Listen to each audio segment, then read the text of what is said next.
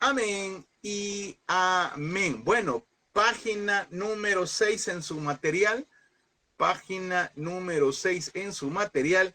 Y esta noche, Dios mediante, vamos a terminar la carta a los Efesios. La carta a los Efesios. Vaya conmigo, por favor, a la carta a los Efesios. Vamos a tener listo ya ahí lo que es el capítulo 4. El capítulo 4, hermano. El capítulo 4 de la carta a los Efesios. Y vamos a hablar acerca del tema de lo que es la vida del creyente conforme a su llamado.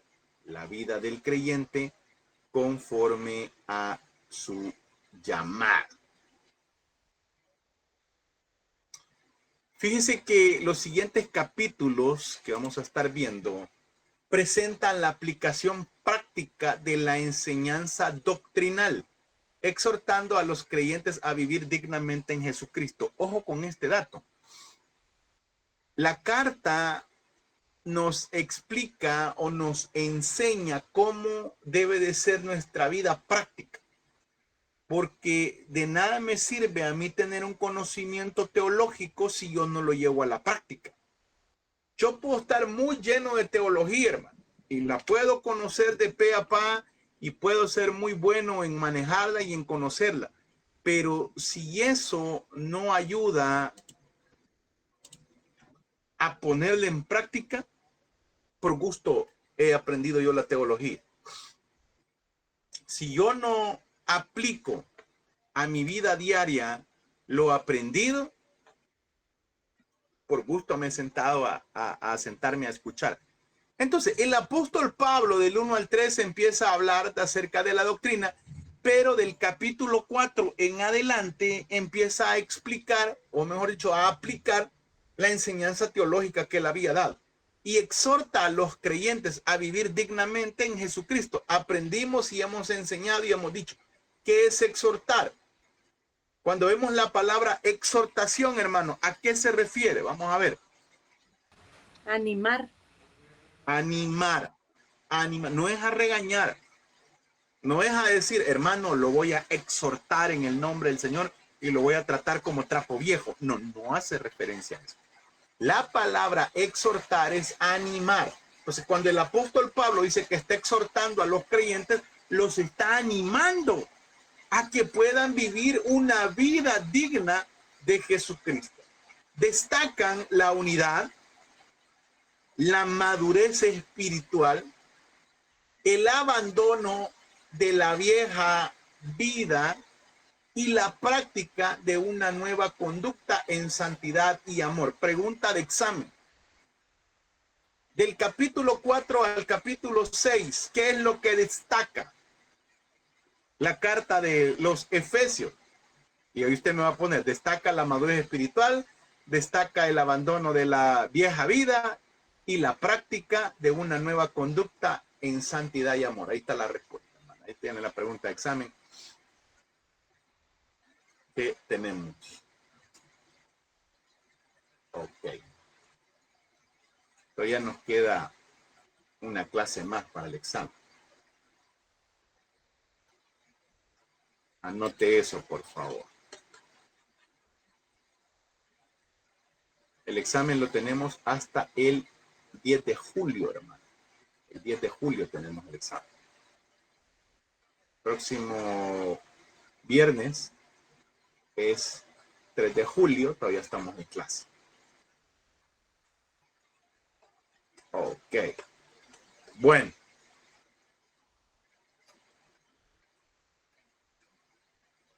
Decíamos que destaca la unidad, la madurez espiritual, el abandono de la vieja vida y la práctica a una nueva conducta en santidad y amor. Además, establecen principios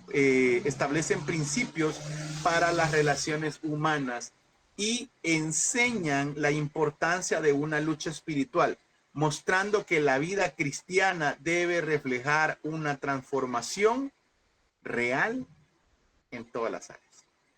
una transformación real, hermano.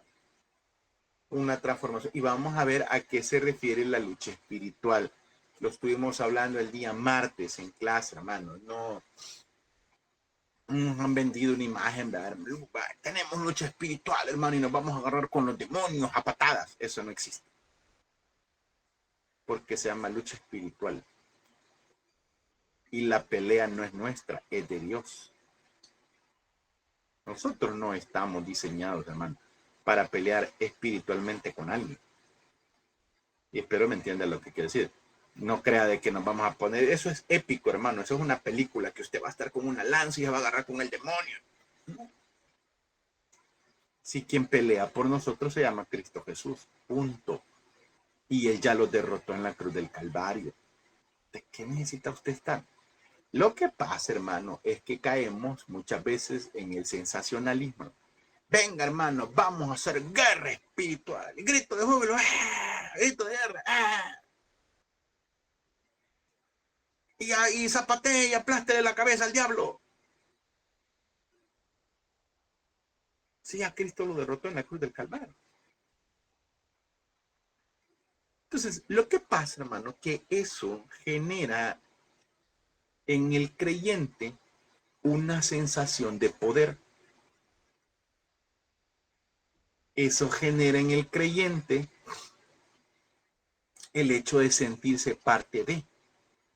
Y por eso usted debe de analizar muy bien, hermano, qué es lo que le están enseñando. Si es doctrina o es emocionalismo. Si es jugar con la mente del ser humano o realmente es una doctrina bíblica la que nos están enseñando, la que estamos aprendiendo. Vamos a hacer guerra espiritual, hermano, y vamos a declararle la guerra al enemigo y que no sé qué. No. ¿Quiere de verdad declararle la guerra al enemigo? Empecemos a portarnos bien. Esa es la mejor guerra que le podemos hacer. Lo que pasa es que eso no tiene emoción, ¿vea? Eso no tiene luces, eso no tiene éxtasis espirituales, eso no tiene sentimiento de pertenencia y no es emocionante. Y como nosotros somos seres emocionales, vea cómo es el ser humano. No sé si de joven usted lo practicó o no, pero normalmente al ser humano le gustan las emociones y emociones fuertes. Y muchas veces entre más fuerte la emoción es mejor. Acá en nuestro país en agosto se celebran las fiestas de la capital y traen juegos mecánicos o como le llamamos nosotros las ruedas. Y cada año, me acuerdo en aquel entonces, era preguntar a ver qué rueda nueva viene. Y entre más extrema era la rueda, más se llenaba. Y si no, ve ahí siempre la fiesta de agosto, hermano. La atracción es la nueva rueda que han traído. Y está llena, hermano, siempre. Y genera esa expectativa y decir a la gente, yo ya me subí a esa rueda. Yo ya la probé. Allá por los 90, hermano, cuando vino por primera vez el Tagadada, allá por los 90, 91, por ahí. Eso fue, hermano, uff.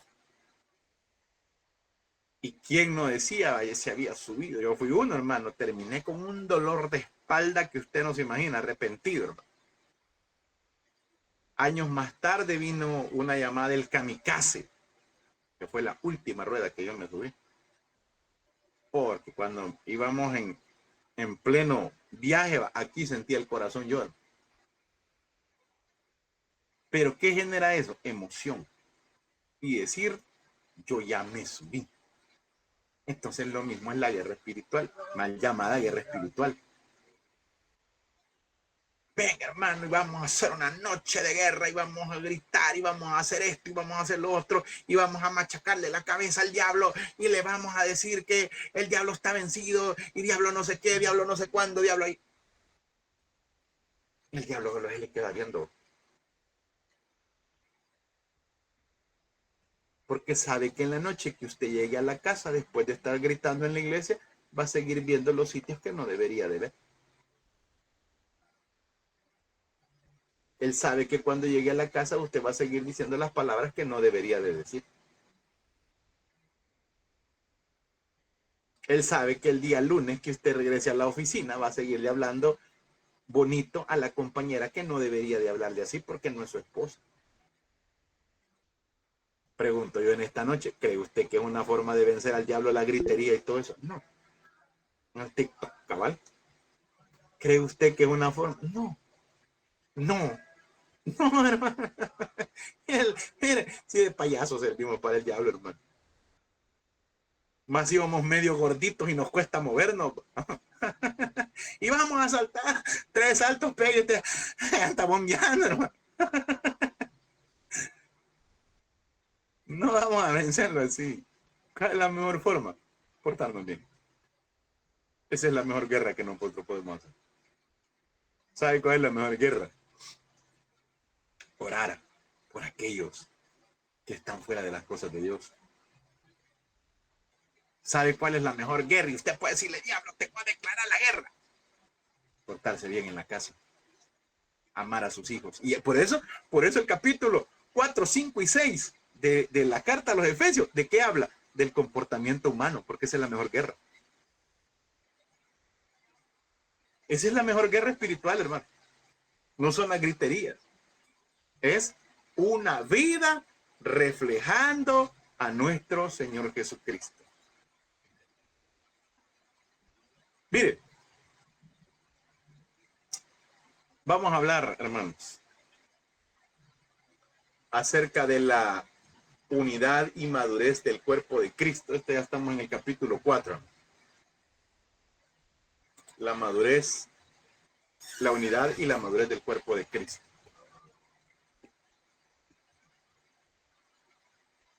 Las comunidades cristianas eran diversas en cultura y trasfondo. Se necesitaba cohesión interna para sobrevivir y crecer. Llamado a vivir dignamente, humildad, paciencia y amor. Eso es vivir dignamente. Humildad, paciencia y amor. Humildad no es dejarse pisotear, no, hermano. Humildad es el hecho de reconocer que nos equivocamos. Humildad es el hecho de reconocer que no siempre tenemos la razón. Humildad es reconocer que también el otro siente. Humildad es reconocer que no lo sé todo. Humildad es reconocer que no siempre las cosas son como yo digo y que hay otro punto de vista, hermano, y que yo no tengo la verdad absoluta. Eso es humildad. Paciencia.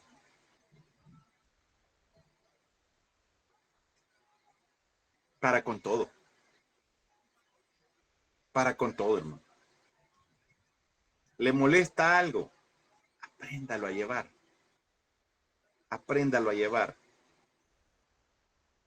Y muchas veces nosotros decimos, ay, Señor, dame paciencia con esta persona.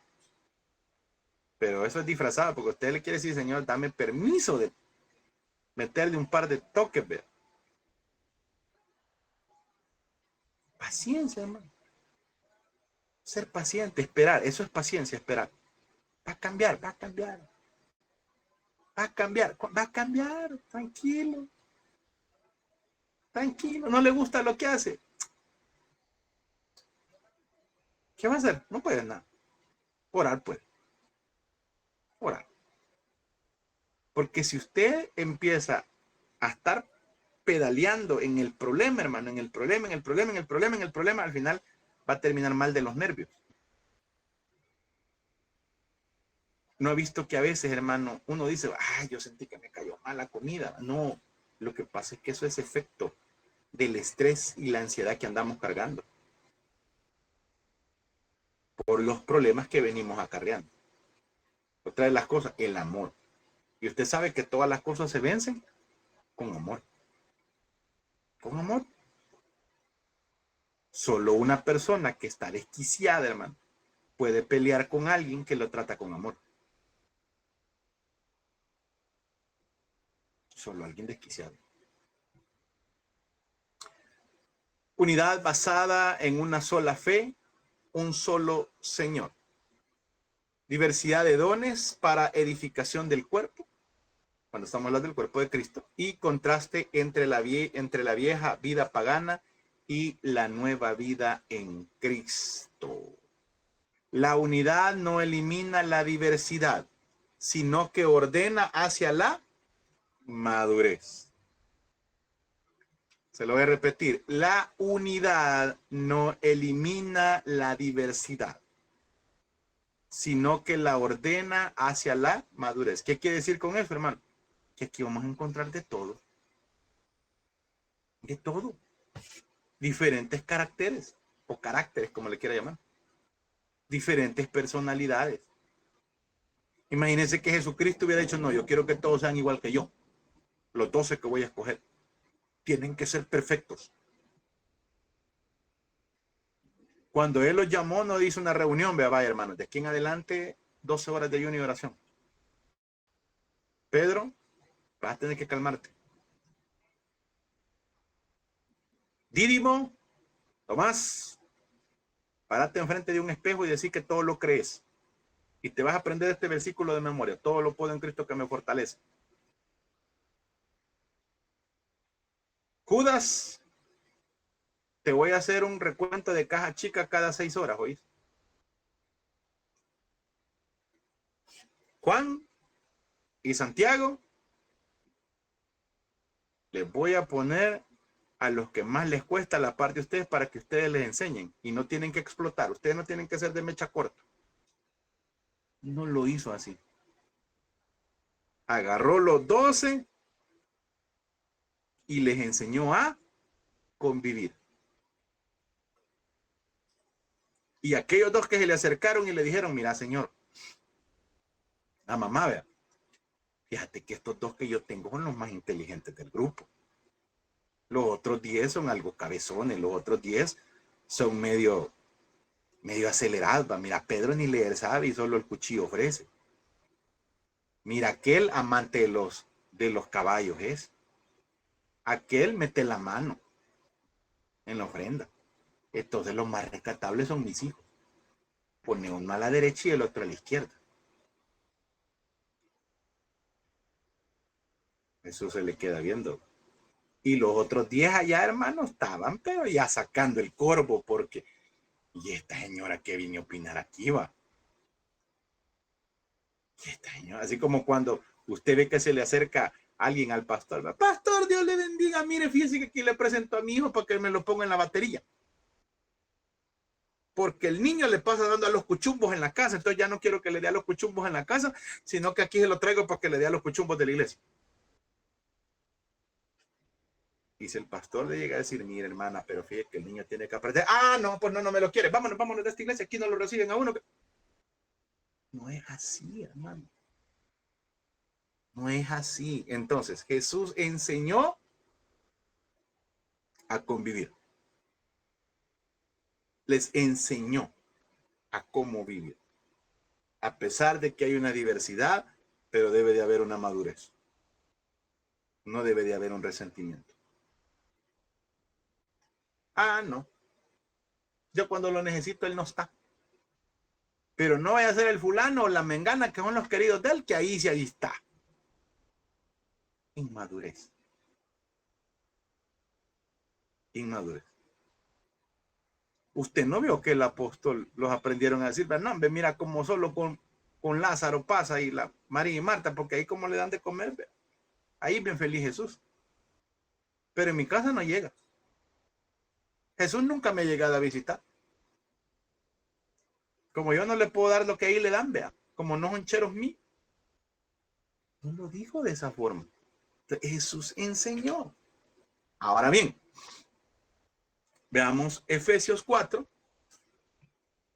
del 1 en adelante. ¿De qué habla? Vamos a ver algunos versículos, hermano. Efesios capítulo 4.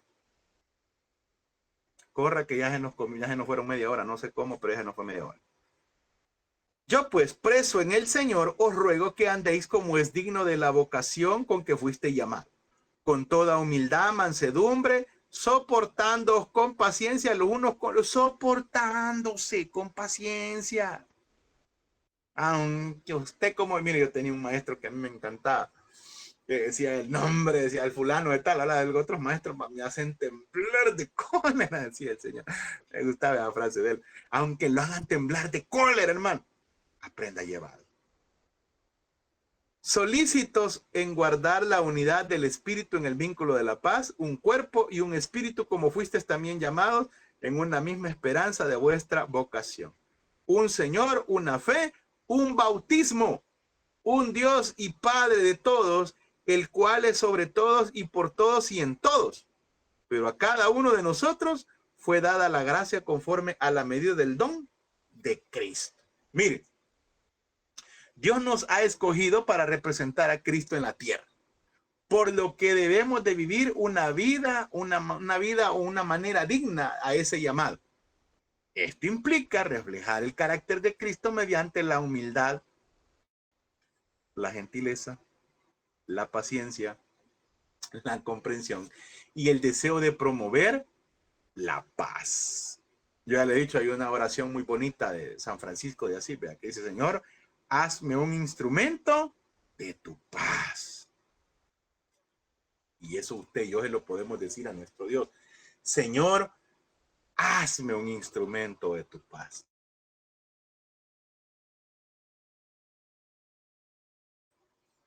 Hágase una pregunta y usted ahí solo evalúese.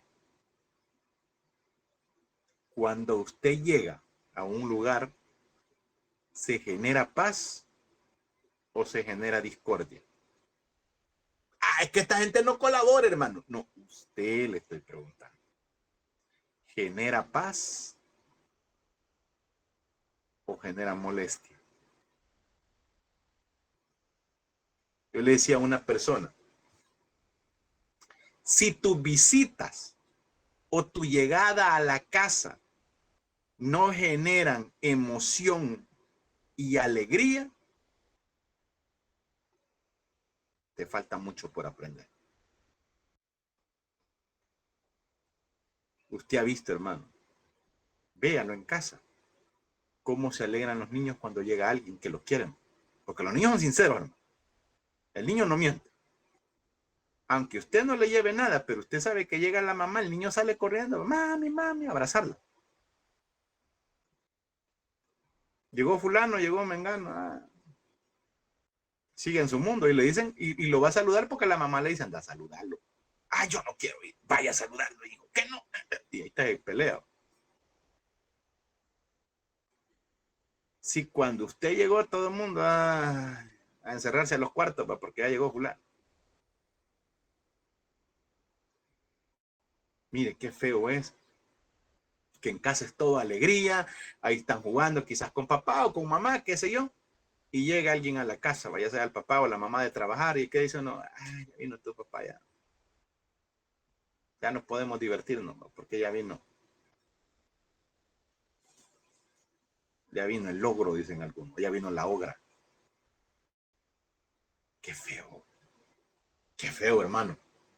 Mire, nuestra vida es un testimonio para los demás, quienes deben de poder ver a Cristo en nosotros.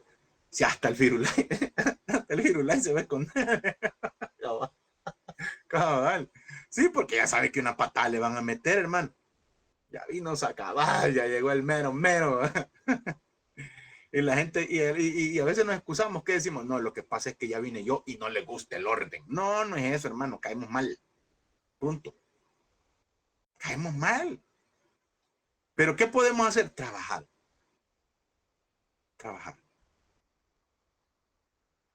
Y usted no necesita preguntar, hermano. Usted no necesita decirle, vaya, vení, decime lo que no te gusta de mí. Ay, Dios. Solo termina en pleito, hermano. Porque no tenemos la humildad, porque media vez nos dicen algo. No, es que vos muy fácil te enojas. ¿Quién se enoja fácil? Yo no me enojo fácil. Ah, no, hermano, tranquilo, no, hombre, son mentiras. No, está bueno.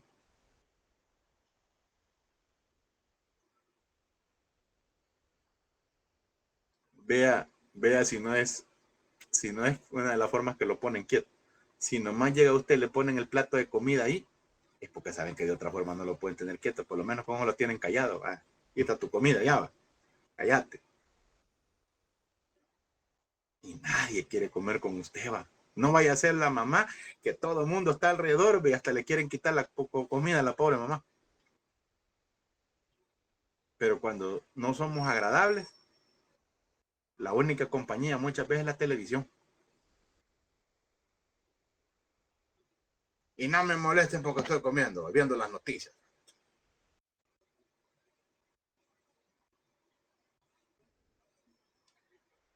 Además, como miembros del cuerpo de Cristo, estamos llamados a preservar la unidad de la iglesia. Aunque existan diferencias entre las personas, estas no deben causar división, sino fortalecer la obra de Dios. Debemos enfocarnos en lo que nos une. Un solo cuerpo, un solo espíritu, una misma esperanza, un solo Señor, una sola fe, un bautismo y un solo Dios. Veamos las cosas que nos unen, hermano. Mire, son las cosas más las que nos unen que las que nos desunen. Y cuando empezamos a ver eso, empezamos a botar las barreras, hermano. Usted ya no empieza a averiguar. ¿Y qué denominación es usted? Okay. ¿Para qué? Si las denominaciones lo que hacen es desunir al cuerpo de Cristo en vez de unir. Dios no es un Dios de rótulos. Dios es un Dios de discípulos. Esa frase me encantó, hermano. La aprendí hace, híjole, ya por el 2005, 2006. Dios no es un Dios de rótulos. Dios es un Dios de discípulos. Porque el día que Él venga por su iglesia no va a venir preguntando por rótulos.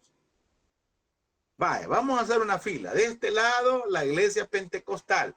De este lado, las asambleas. De este lado, los bautistas. De este lado, no lo va a hacer de esa forma. Porque los rótulos fue el ser humano el que los puso. Dios no.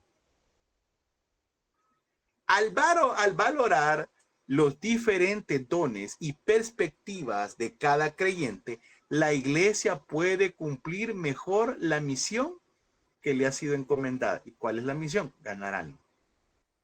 Predicar el evangelio. Entonces, ¿qué es lo que yo debo de hacer? Ver los diferentes dones, las diferentes capacidades y ponerlas a trabajar. Mire, un buen líder no es el que hace todo. Un buen líder es el que se rodea de gente buena y capaz, idóneos, y los pone en diferentes lugares a trabajar. Ese es un buen líder. No, es que yo tengo que supervisar todo porque si no, no funciona. Es mal líder. No sirve. Un buen líder es el que delega y deja trabajar. Porque para eso lo escogió. Si no, mejor hágalo usted. Mire, un mal líder es el que pone a trabajar a la gente, pero yo voy a dar el visto bueno final. Y tiene que todo pasar por filtro por mí, porque yo tengo que verlo. Y ¿para qué puso gente? Mejor hágalo usted. Ellos se llaman todólogos, los que creen que solo ellos lo pueden hacer todo. Mire, se lo digo a manera de algo que me gustó que yo vi, hermano. Y yo siempre he dicho, las llamadas de atención son en privado y las felicitaciones son en público. A mí así me enseñaron. Y lo hago no porque la persona esté aquí, sino porque fue algo bonito que yo vi ayer. Y eso va para todos los nuevos, ¿verdad? Los que van a ingresar. Yo de vez en cuando me meto a las clases, a las que no doy yo. Los días lunes y los días jueves. Principalmente martes no puedo porque doy clase. Bueno, el día de ayer me metí a la clase de doctrinas bíblicas. Y me estuve un ratito escuchándola, ¿va? Y yo siempre le digo, yo me meto con el afán no de supervisar. A mí las palabras no me gustan. Me gusta verlos trabajar. Eso me gusta. Bueno, y me metí, ¿va? Y voy viendo toda la información, hermano. Y varias diapositivas que no las había hecho yo, sino que las había formulado el pastor. Mire, yo me quedé así bien clavado. Y qué bonito. Qué bonito es ver cuando es Dios que pone a la persona. Porque es una persona idónea en su forma de trabajar. Ayer me metí también al Drive, donde manejamos las asistencias, para ir viendo, bien ordenadito todo, ¿no? Y me metí porque estaba queriendo agregar una persona nueva que ha ingresado. Entonces quería hacer esa transición. Y una de las personas ya le había hecho el trámite, ya lo había agregado. Yo, gloria a Dios. Entonces, cuando usted permite que la gente se desarrolle y trabaje, la gente que Dios ha puesto, eso funciona. No necesita usted estar encima diciendo, yo lo voy a hacer todo. No ponga nadie. Ningún creyente es perfecto en esta vida. Debemos aceptar y amar a los demás a pesar de sus debilidades. Todos los que estamos acá tenemos virtudes y defectos. Todos. ¿Qué es lo que debemos de ver? Las virtudes. Ah, no, hombre, el hermano es bueno para esto. El hermano es medio enojado, pero enseña bien bonita esta parte. Ah, no, fíjate que la hermana media vez le presten la guitarra, no la suelta. Así decimos nosotros aquí, hermano, cuando alguien habla mucho. Pero ¿qué decimos? Pero es muy buena enseñando. Entonces, debemos de aceptar y amar a las personas por como son. Por eso yo le digo a los jóvenes cuando se quieren meter de novio, conócelo primero como amigo. Como novio te va a poner lo más lindo. Como novio te va a tratar como princesa. Cuando te quiere conquistar, pero ya después saca las uñas. Igual a la muchachita. La primera salida, una ensaladita, una mitad de una pupusa. La primera, ya cuando tiene confianza, ¿cuántas quiere? 20. Igual lo estoy hablando para la de ella. Ya no comió. Porque ya sacó su verdadero yo, la niña. ¿Qué le digo yo a la gente? Conózcanse. Conózcanse cómo son. Ahora bien, y si usted ve que ver cómo es, y usted está enamorado y lo va a amar así, dele. Dele.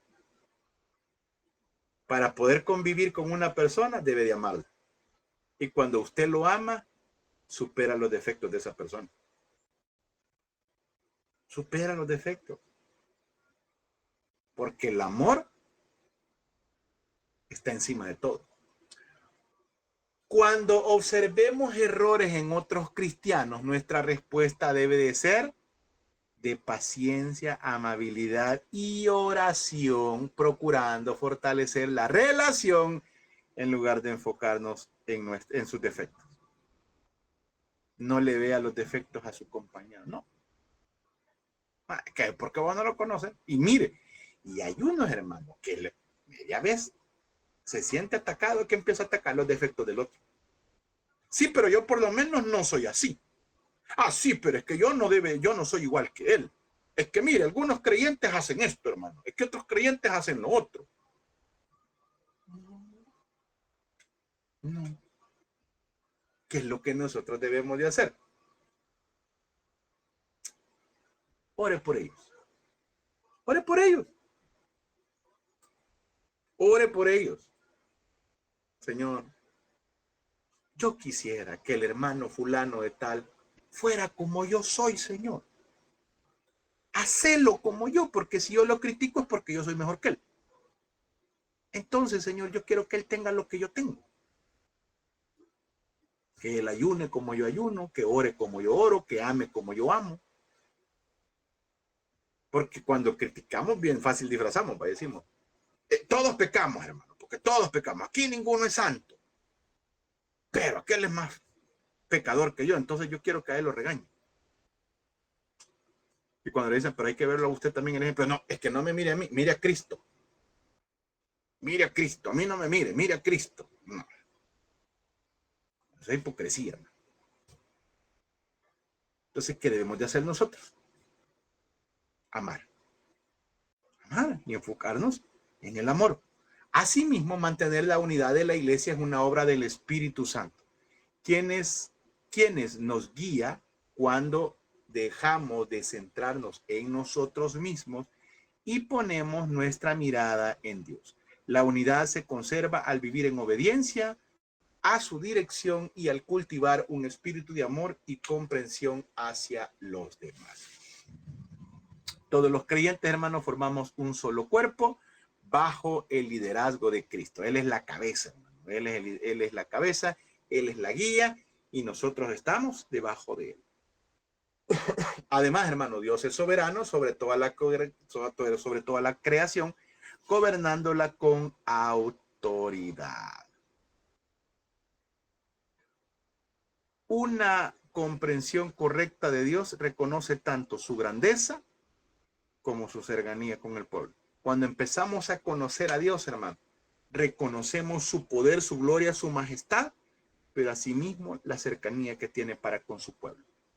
Efesios capítulo 4, versículos del 8 en adelante, hermano, que es un tema muy bonito, el tema doctrinal, que habla acerca de la cautividad cautiva, que ya lo explicamos, lo vimos la vez pasada en Vida del Mesías, y lo vamos a ver también en profecía bíblica. No nos vamos a enfocar mucho en el aspecto teológico, sino en el aspecto cultural de este versículo. Quiero que vaya conmigo al Salmo 68, 18, por favor. Salmos 68, 18. Vea lo que dice la palabra. Salmo 68, 18.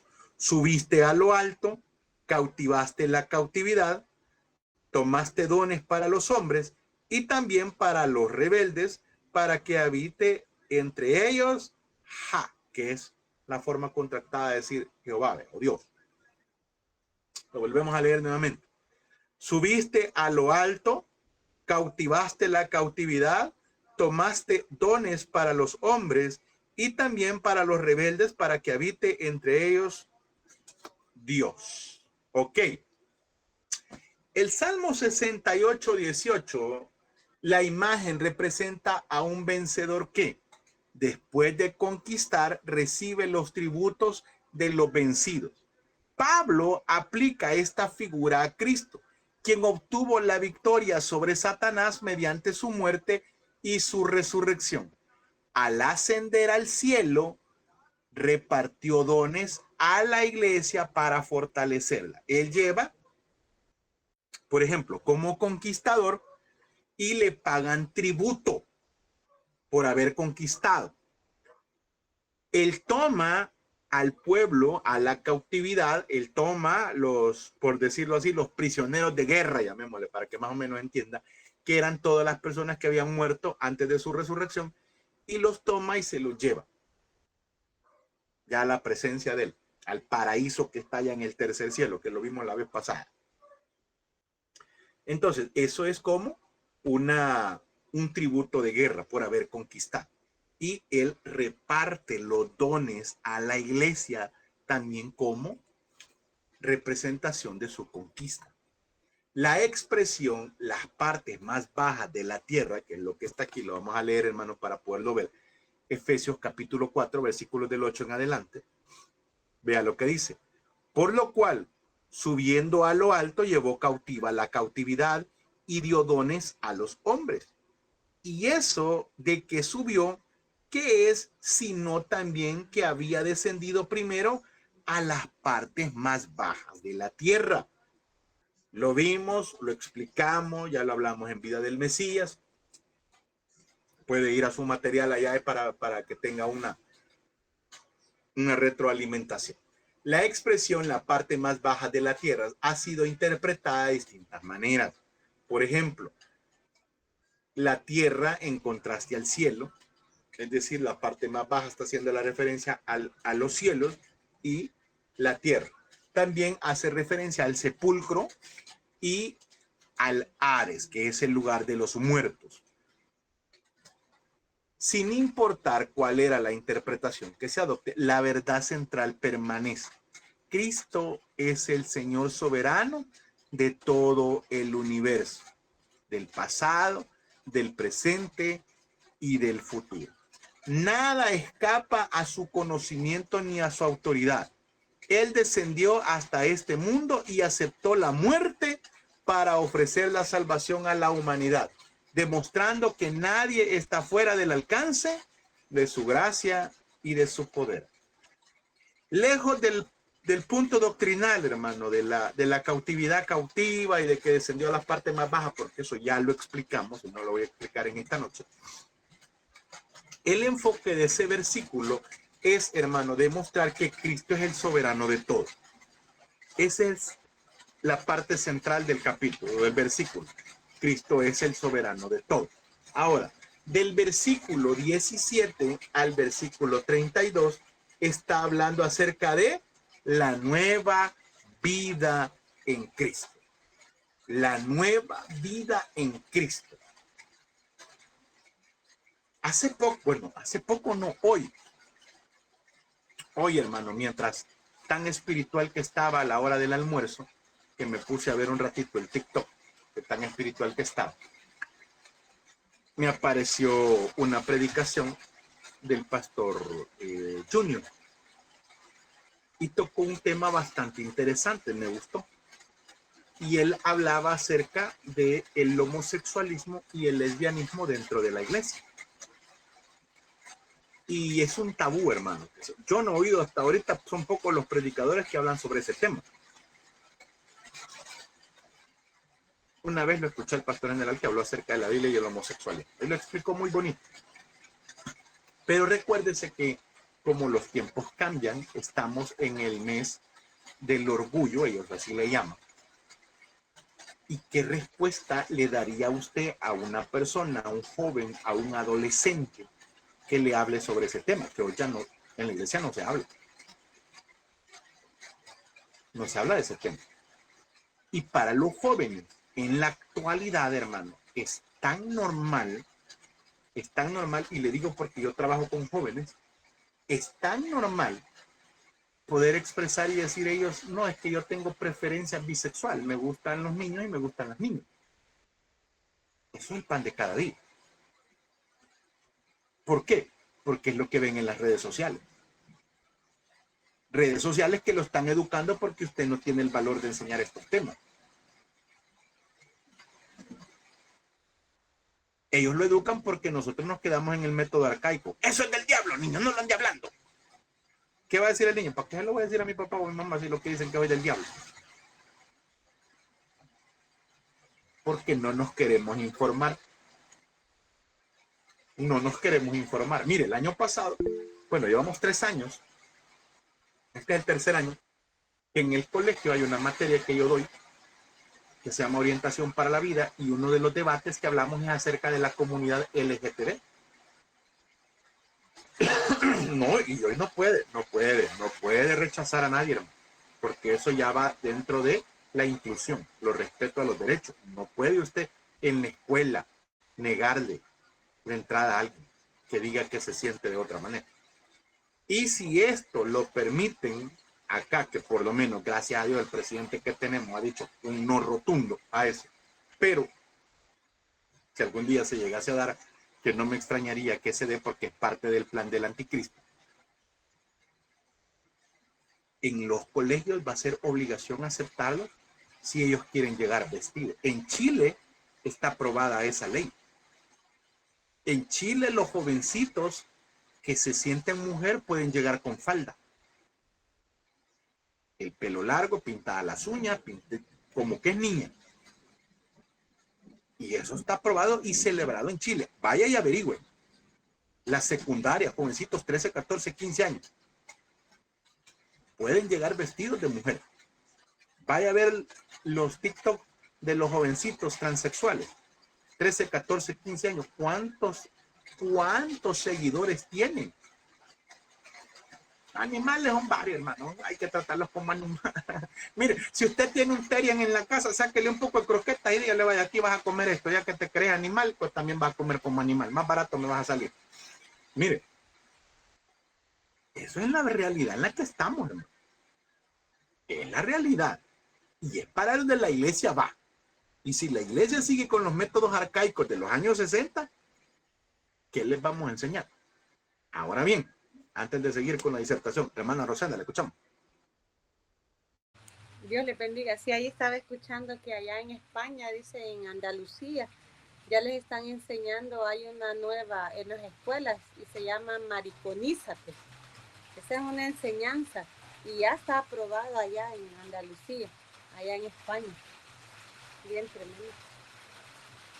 Tremendo, tremendo. Acuérdese que todo apunta para eso, pues el hecho de que el anticristo es una de las formas de gobierno y aparte que dice la palabra de Dios que el anticristo tiene que estar en contra de todo lo que Dios ha diseñado. Entonces, una de las cosas del diseño de Dios es hombre y mujer y tiene que estar en contra de eso. Ok, mire, vea qué interesante.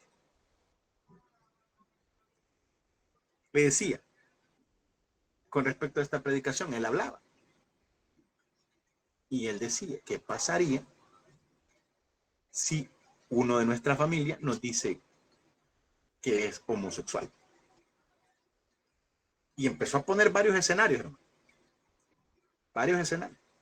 Y de cómo mucha gente señalamos pecados muy fuertes, o por lo menos ese, o los demás, pero no vemos los demás pecados que son los que ya vamos a ver a continuación, hermano, que están al mismo nivel. Y yo le digo, me encantó, y eso fue un fragmento de predicación, hermano, porque usted sabe, en TikTok no dura más de un minuto. Y voy a buscar esa predicación porque está interesantísimo. ¿Qué es lo que nosotros estamos enseñando? ¿Qué es lo que nosotros estamos viendo?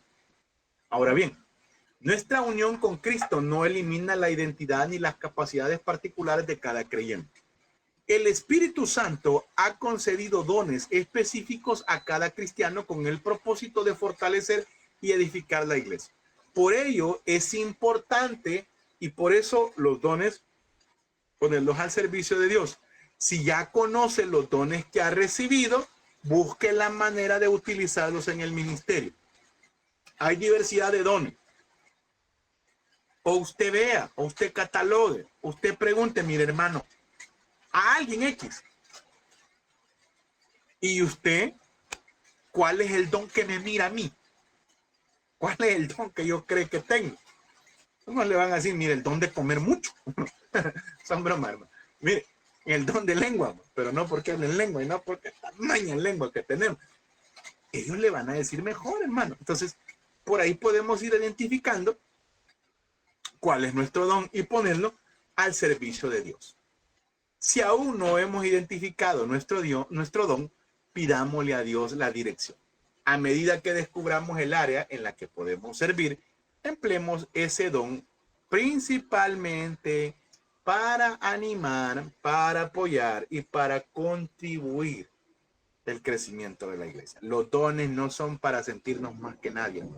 Los dones son para ponerlos al servicio de Dios. Dios ha encomendado a su iglesia la gran comisión de formar discípulos en todas las naciones y esta labor incluye anunciar el evangelio, enseñar, cuidar, sanar, servir, administrar, edificar y realizar muchas otras tareas.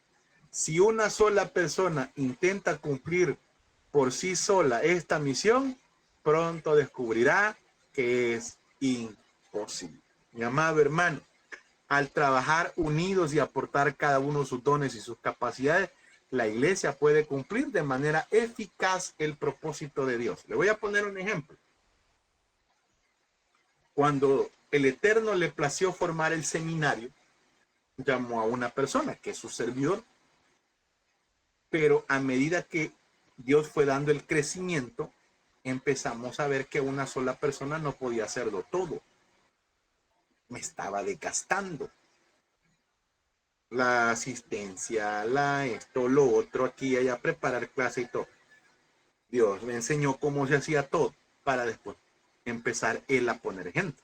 porque no la he puesto yo, la ha puesto Dios. Y empezó a poner gente idónea. Y puso, y está ahorita en el grupo gente idónea. Y el alcance es más grande. Hoy tenemos clases lunes, martes, miércoles, jueves y viernes. Los 5 días a la semana. Cuando iniciamos, solo teníamos 2, miércoles y viernes, que son el grupo que ustedes están, porque fue el grupo pionero, es el primer grupo. ¿Pudiera yo dar las 5 materias? No, definitivamente que no. Y el día martes tenemos 2 materias. Pastor Sebastián está dando el tabernáculo y las fiestas del Eterno, y paralelamente yo estoy dando profetas mayores el mismo día. ¿Pudiéramos hacerlo si solo yo estuviera? No. Entonces, ¿qué hizo Dios? Agarrar a esta gente y ponerla al servicio de Dios. El próximo año, Dios mediante, vamos a crecer más. Porque tenemos una gama de maestros que están por ahí que van a ser capacitados a partir de la próxima semana para el servicio de Dios. Y eso tenemos un plus de crecimiento. Yo se lo dije a hermana Wilda, lo que Dios hace crecer es porque lo ha bendecido. Ahora bien, ¿qué es lo que nosotros debemos de hacer? Poner nuestros dones al servicio de Dios.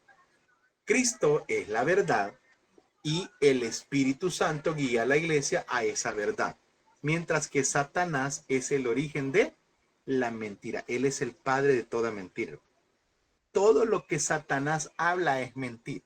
Nunca Satanás va a hablar una verdad, porque él es el padre de la mentira. Entonces, todo lo que Satanás hable, diga, piense o quiera meter en la mente de alguien, eso es mentira.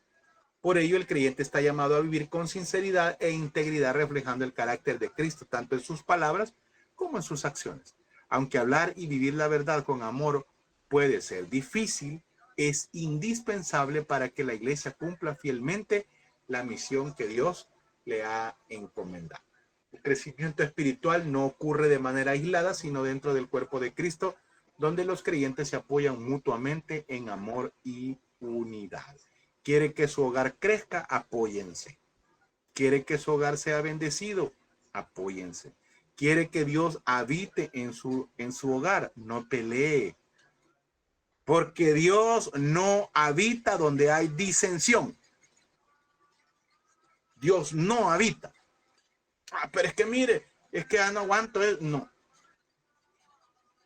No podemos predicar de un Dios todopoderoso, un Dios de amor, un Dios de allá, si yo estoy peleado.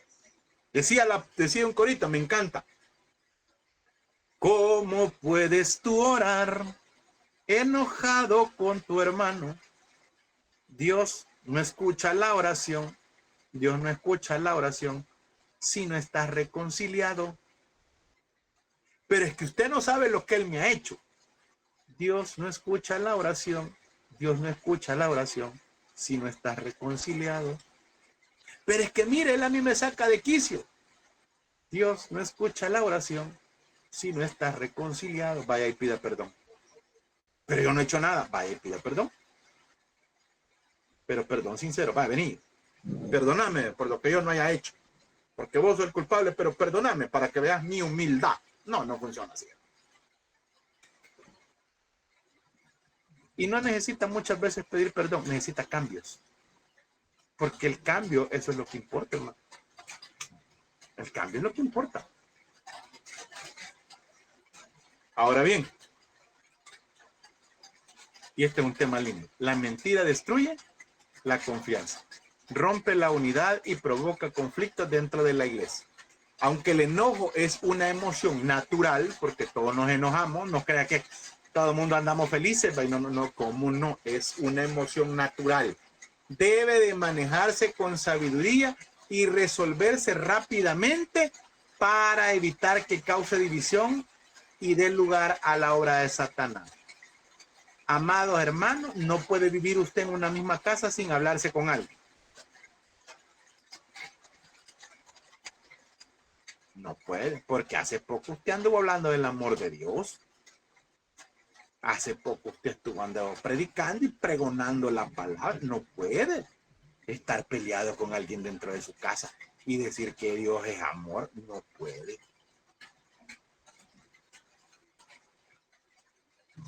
No se puede.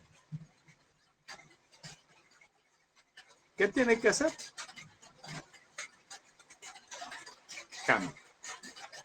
Además, los creyentes no deben entristecer al Espíritu Santo con una conducta pecaminosa. En lugar de expresar amargura, palabras ofensivas o actitudes dañinas, deben vivir con bondad, compasión, perdón, siguiendo el ejemplo de Cristo, que nos perdonó por medio de que feo. Mira, hermano, no hay cosa más horrible que vivir en un hogar con disensión. Horrible, hermano. Horroroso. Yo, bendito sea el Eterno, no he estado casado todavía. No sé qué es eso. Y usted puede decir, usted habla porque no sabe. No, perdón, tranquilo. Pero lo he visto. Y qué feo, qué tenso es vivir en un ambiente de pelea, hermano. Qué tenso es vivir que los papás están peleados y que le diga a la mamá al hijo, decirle a tu papá tal cosa, y el hombre ahí está enfrente. A la par lo tiene, decirle a tu papá iba a comer. Mamá, ¿y por qué no le decís vos si a la par lo tenés? Porque estoy enojado con ese hombre. Y le dicen al niño, y el niño va, papá, dice mi mamá que iba a comer. Y como el papá es orgulloso, decirle que no tengo hambre. Mamá dice que no tiene hambre. Y a la par están, hermano. No se puede. Pero el domingo, hermano, ahí estamos. Y como a la hora de compartir la palabra, no, hermano, mire, Dios es tan lindo. Dios es amor, hermano. Yo en la casa soy un demonio, pero Dios es amor, hermano. No funciona así. Vea lo que dice Efesios 4, 26. Desde el 25 leamos, está hermoso esto. Por lo cual, desechando la mentira, y entre eso va la adulación. No, es que usted, mire, no, está lindo para dar las clases, pastor. No, mire, nadie como usted. Mentirosos. Y cuando después uno no está enfrente, que dice, no, pastor, a ver qué se cree, hermano. Señor, mentira le han dado. Digámoslo ya. Hablad verdad cada uno con su prójimo, porque somos miembros los unos de los otros. Airaos, pero no pequéis. No se ponga el sol sobre vuestro enojo. No se enojen, ¿no? Y si se enojan, arréglense. Ni deis lugar al diablo. El que hurtaba, no hurte más, sino que trabaje, haciendo que con sus manos lo que es bueno. Perdón, para que tenga que compartir con el que padece necesidad. Vean qué interesante.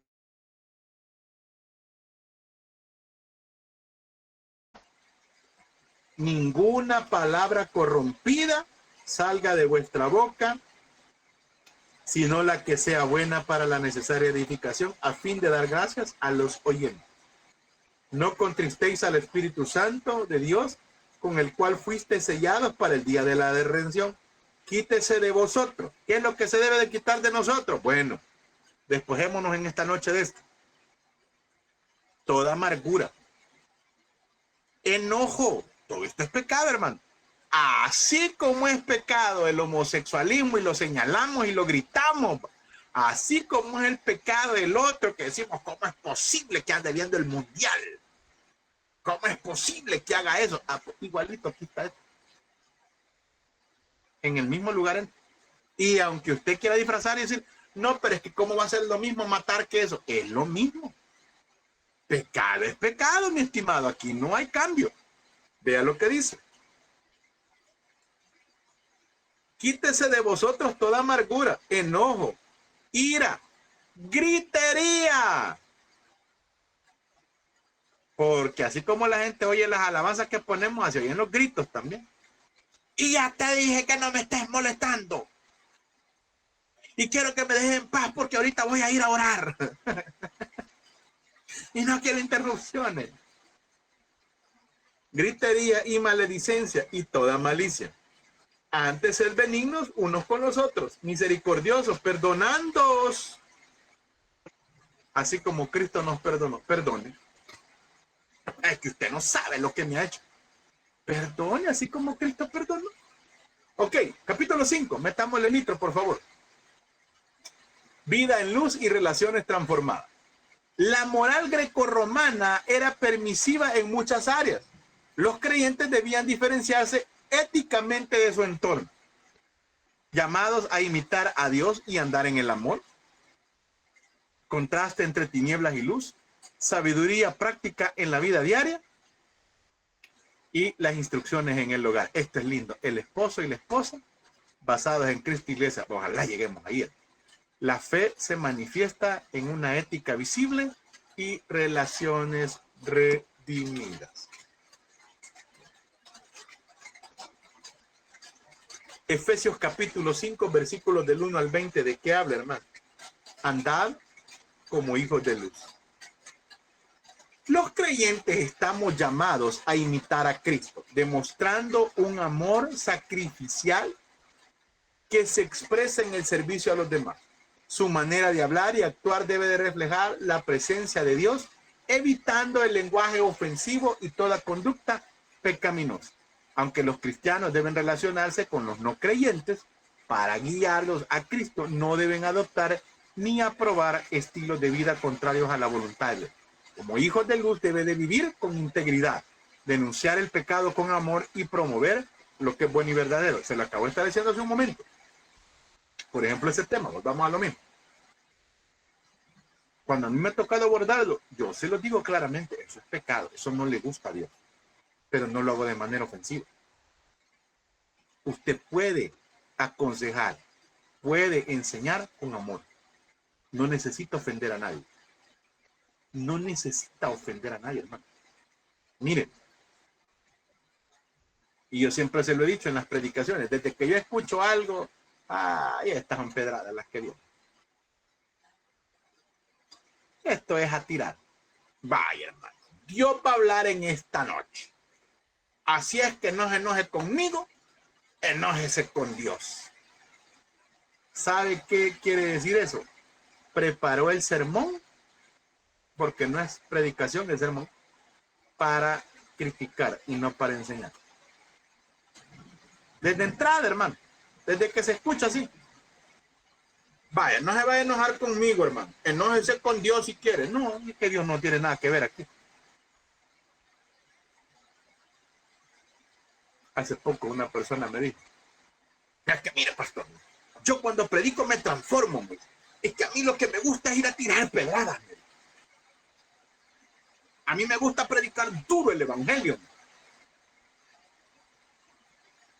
Y yo, bueno, cada quien, ¿verdad? Pero eso no es lo que Dios nos ha mandado. Tu palabra es dura, Señor. Pedro lo estaba diciendo en otro concepto, hermano. No estaba diciendo de que iba a ir a ofender a nadie. Y yo se lo he dicho. Si mi forma de hablar ofende a alguien, no viene de parte de Dios. Si yo voy a señalar y a ofender, no viene de parte de Dios. Yo voy a señalar y denunciar el pecado. Amén. Pero no voy a ofender. No le voy a venir yo a decir en una predicación, cae caballo, chancho. No. No lo voy a hacer así. No necesito ofender a nadie. No necesito burlarme de nadie en una predicación. ¿No? Mire. Hablar y decir las cosas como son. Lo que es negro y lo que es blanco es blanco. Pero sin ofender, con amor. Además, es necesario vivir con sabiduría y aprovechar cada oportunidad para hacer el bien, reconociendo la urgencia de los tiempos. En lugar de buscar satisfacción en los placeres temporales, los creyentes deben de ser llenos del Espíritu Santo, sometiéndose diariamente a su dirección para experimentar gozo, verdad y un verdadero gozo. Finalmente, aún en medio de las dificultades, deben de mantener un espíritu agradecido, confiando en Dios en todas las circunstancias para fortalecer su fe y cumplir sus propósitos. Del versículo 21 al 33, habla acerca de el sometimiento los unos con los otros. La sumisión bíblica, ojo con esto, la sumisión bíblica no implica inferioridad ni pérdida de dignidad, no estamos hablando de eso, sino una actitud voluntaria de obediencia a Dios y de servicio a los demás, siguiendo el ejemplo de Cristo. En el matrimonio, tanto el esposo como la esposa, los dos, están llamados a la sumisión mutua. Y no solo buscar mi beneficio. La Biblia dice que debes de someterse. Sí, sometete vos primero. Sométase usted primero. Antes de hablar de sometimiento, primero debe de someterme yo. Antes de señalar los errores de mi cónyuge, primero de verificar los míos. ¿Cuáles son mis errores? ¿En qué estoy fallando yo? Porque ya le he dicho, nos dan un papel, de un lado los errores del uno y de otro lado los errores míos. Los errores míos, señor, ¿y qué pongo si yo errores no tengo? Pero a la hora que nos damos vuelta, los errores del otro, pásenme 4 páginas más, por favor. Ahí sacamos todo. Entonces, ojo con esto. Debe de ser una sumisión mutua y la esposa respetando el liderazgo espiritual de su esposo.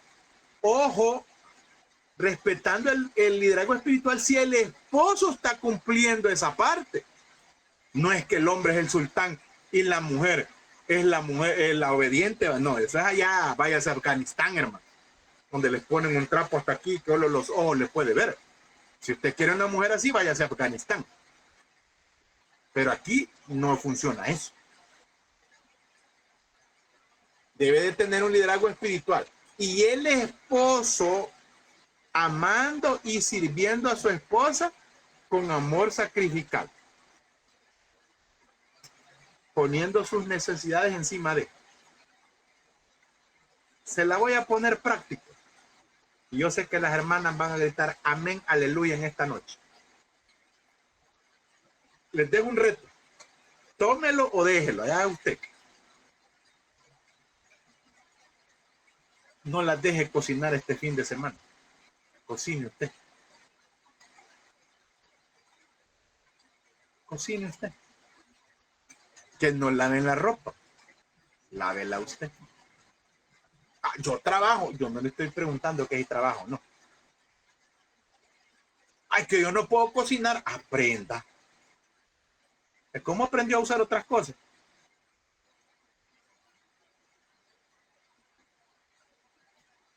Reto para el fin de semana. Tómelo, déjelo. No, es cuestión personal.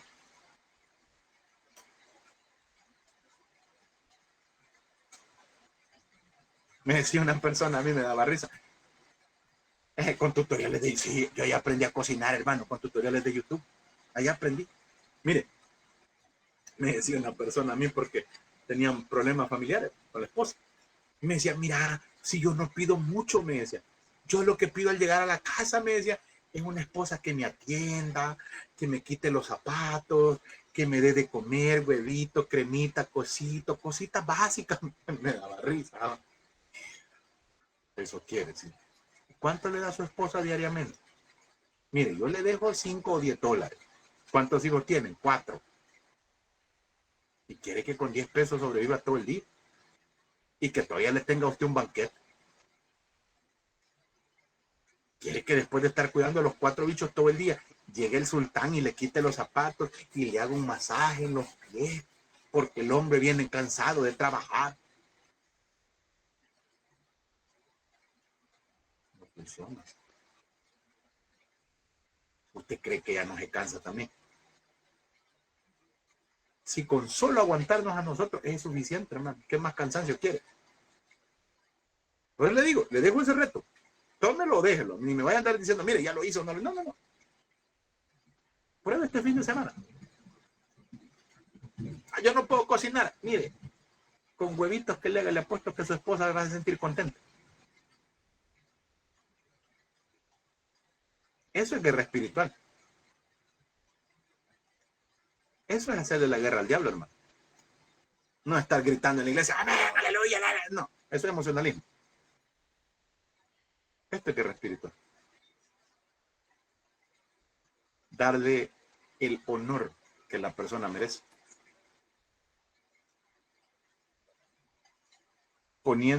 Sacrificándonos nosotros, así como Cristo se sacrificó por nosotros. Pastor, yo ando cansado. Sí, yo no estoy diciendo que usted no está cansado. Ella también está cansada. Ella también se desvela. Mañana, levántese temprano. Si usted no trabaja mañana, o si trabaja, igual deje el desayuno hecho. Eso es guerra espiritual, hermano. Eso es declararle la guerra al diablo. Pablo presenta el matrimonio como un reflejo de la relación entre Cristo y la iglesia. Así como Cristo amó y sacrificó y cuidó de su iglesia, el esposo debe amar a su esposa. Debe de amar a su esposa con entrega, protección, protéjala. Y si yo la protejo, no le voy a decir palabras hirientes. Si yo la protejo, yo la voy a proteger hasta de mí mismo. No le voy a decir palabras que le van a doler, que yo sé que la voy a dañar. Ni la voy a poner, hermano, en situaciones difíciles que escoja, o su mamá o yo. Que estoy dañando el corazón. O al revés, la esposa igual. O su mamá o yo. Yo soy su esposa, ¿eh? No funciona así. Mire, la esposa por su parte, vamos al otro lado también, responde con respeto y apoyo al liderazgo de su esposo. Cuando ambos viven estos principios, el matrimonio se fortalece en amor, en unidad y en armonía.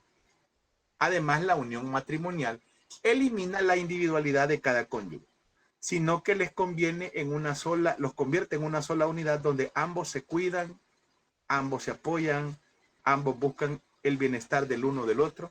De esta manera, el matrimonio cumple el propósito establecido por Dios desde la creación y se convierte en un testimonio vivo del amor de Dios por su iglesia. Vámonos ya al capítulo 6, hermano. La vida cotidiana y la guerra espiritual. Ya se lo dije, guerra espiritual es esto. No es pasar en un congreso metido de 6 a 6. La estructura social incluía jerarquías como padres, hijos, amos y siervos. Pablo adapta el evangelio a estas estructuras sin promover caos social, pero transformando su esencia. Relaciones familiares y laborales bajo principios cristianos. Introducción a la guerra espiritual, luchar contra fuerzas invisibles. La armadura de Dios simboliza recursos espirituales para resistir y concluye con énfasis en la oración constante. La vida cristiana implica conflicto espiritual que requiere preparación y dependencia total de Dios. Efesios 6, del 1 en adelante, del 1 al 4, habla de hijos en obediencia a los padres. Pues vamos con los hijos. Ya le dimos al matrimonio duro un ratito. Vamos con los hijos. Los hijos están llamados a obedecer a sus padres mientras estén bajo su autoridad y honrarlos durante toda la vida, mostrándoles respeto, amor y consideración, siempre sin desobedecer a Dios. Porque un padre no puede pedirle a un hijo que haga algo que sobrepase los límites de Dios. Mira, si me querés a mí, no le hables a tu mamá. No, eso no es de Dios. Eso tampoco. Entonces, ¿qué es lo que debemos de hacer, hijos? Respete a su papá, honrelo. Ah, es que él es un irresponsable. Yo no estoy preguntando, honrelo. Y honrelo no es amar. Honrar es reconocer su autoridad. Respetarlo. Respetarlo. Respételo. El amor se gana. Eso sí, padres, el amor se gana. El amor se gana. Un hijo no te puede amar si no lo amaste vos primero. Ah, pero es que él debe de entender que yo me equivoqué. Sí, pero el daño ahí está, hermano. Y eso va a ser un proceso. Proceso. Así como por años los lastimamos, así por años debemos de trabajar en ganarnos el amor. No de un día para otro. Todo, hermano, requiere un proceso. Ahora bien, la autenticidad de la fe cristiana se refleja especialmente en las relaciones familiares donde tanto padres como hijos tienen responsabilidades mutuas basadas en el amor y en el respeto. Los padres deben de criar a sus hijos con paciencia, disciplina y amor, evitando actuar con ira o desánimo. La disciplina tiene como propósito formar el carácter y guiar a los hijos hacia una vida que honre a Cristo. Cuando padres e hijos viven estos principios, el hogar se convierte en un lugar de armonía, crecimiento espiritual y testimonio del amor de Dios. Fíjense que hoy tuvimos una visita del CONAPINA. Me fueron a visitar al colegio a dar una charla. Y yo soy fiel creyente, hermano, de que a los hijos se les disciplina. Yo soy fiel creyente que el hijo hay que castigarlo. Y hay que castigarlo físicamente. Pero como último recurso. Como último recurso. Lo primero es el ejemplo. Si su hijo ve un padre y una madre obediente, ese es el reflejo que le estamos dando. Si su hijo ve un padre y una madre responsables, amadores de Dios, sinceros, eso es lo que él va, con lo que va a crecer. Si usted dialoga con su hijo y habla y le pone límites y le dice, vaya, esto vas a hacer, esto tenés derecho, estas son tus obligaciones. Eso es un diálogo. Si el hijo sobrepasa lo acordado en el diálogo, entonces ahí ya viene el castigo. El castigo físico, que la Biblia nos lo ordena. Pero es el último recurso, no es el primero. Claro, la Biblia dice que honra a tu padre porque es el primer mandamiento con promesa. Amén. Decía ahora, ¿por qué lo estoy sacando esto? Porque hoy la ley dice que ya no puede castigar a su hijo. Eso sí estoy en contra de él. Eso no es bíblico. Pero a su hijo se le castiga, pero si se porta mal. No porque voy a quitarme la cólera con él. No. Porque se dialogó. Primero se habló, se le enseñó, se trabajó con él, se le dijo hace esto y lo otro, aquí y allá. Si ya él no hizo caso y sobrepasó el límite, entonces sí ya viene el flagelo, el castigo físico. Pero es último recurso. No de primas a primeras. Ok. Luego dice también, del versículo 5 en adelante, hablaré, los siervos, obedeced a vuestros amos terrenales, no sirviendo al ojo como quien quiere, sirviendo de buena voluntad. Ojo con esto. Miren, Pablo enseña independientemente la posición social de cada persona. Aunque recuerda que delante de Dios todos los creyentes somos iguales, tienen el mismo valor, sin favoritismo y sin distinción. Luego está del versículo 10 en adelante, habla de la armadura de Dios. Habla del cinturón de la verdad, la coraza de la justicia, el calzado de la paz, el escudo de la fe, el casco de la salvación y la espada del espíritu.